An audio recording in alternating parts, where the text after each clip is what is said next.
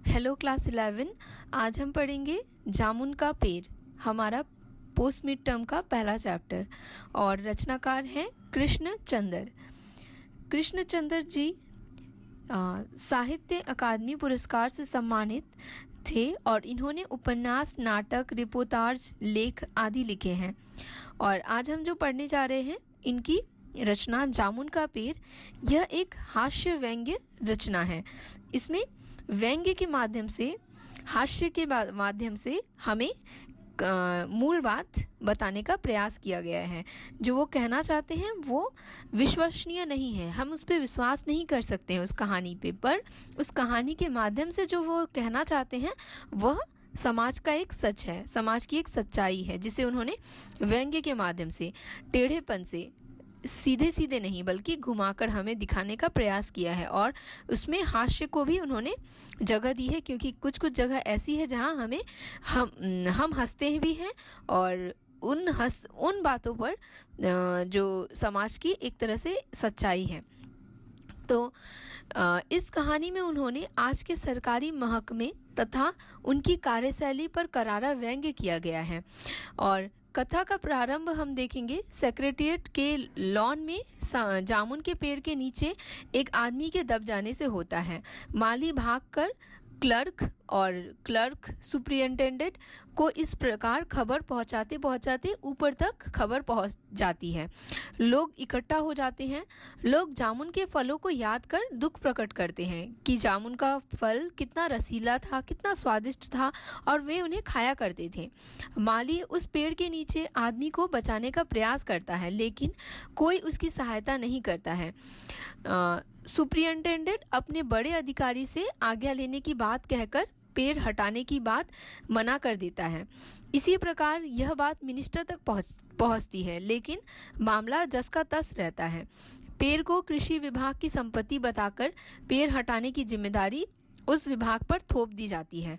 और कृषि विभाग भी कहता है कि पेड़ व्यापार विभाग के लॉन में है, तो इसे हटाने की जिम्मेदारी भी उनकी ही है।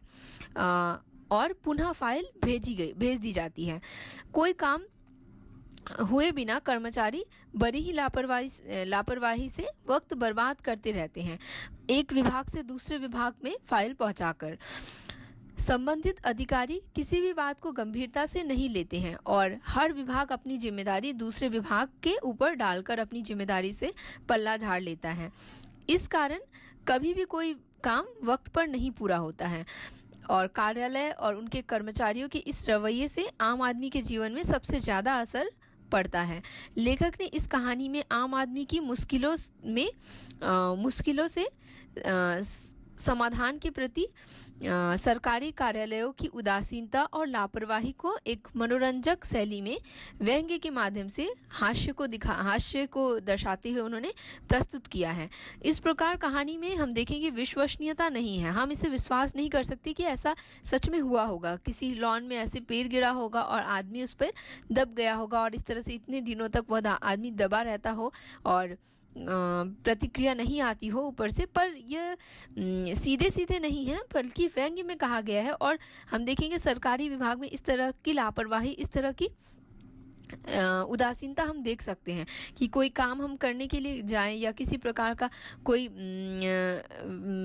संदेश लेकर जाए, वह संदेश ऊपर तक पहुंचते पहुंचते समय लग जाता है और तब तक वह बहुत देर हो जाती है। तो इस तरह से इस कहानी में विश्वसनीयता न होते हुए भी हास्य से पूर्ण है यह कहानी और हमें यह संदेश देती है कि सरकारी कामकाज में अनावश्यक विस्तार किया जाता है, जो कि आम आदमी की समस्याओं को हल करने के लिए न होकर उन्हें और ज़्यादा परेशान करने के लिए तथा कष्ट पहुंचाने के लिए होता है। अतः सरकारी व्यवस्था बोझ सी बन गई है, अर्थात वह एक बोझ लगने लगी है। सरकारी व्यवस्था इस प्रकार से जो रवैया अपनाती है, इस कारण वह हमें बोझ सी लगने लगती है। कभी भी हमें सरकारी विभाग में जाना होता है काम के लिए तो हमें हिचक होती है, क्योंकि हमें पता है कि सरकारी विभाग का कोई भी काम जल्दी नहीं होगा और उसमें देरी जरूर होगी, तो इसलिए हम उसके लिए तत्पर नहीं रहते हैं। तो यह एक समाज की सच्चाई है जिसे कि रचनाकार ने हमारे सामने व्यंग्य और हास्य के माध्यम से हमारे सामने रखा है। एक अविश्वसनीय कहानी के माध्यम से। तो यह है कहानी का मूल सार, इस कहानी में क्या बातें कही गई है। तो इस कहानी को आपने पढ़ा होगा और जब आप इस मूल भाव को देखेंगे तो आप उसको जोड़ पाएंगे उस कहानी से। धन्यवाद।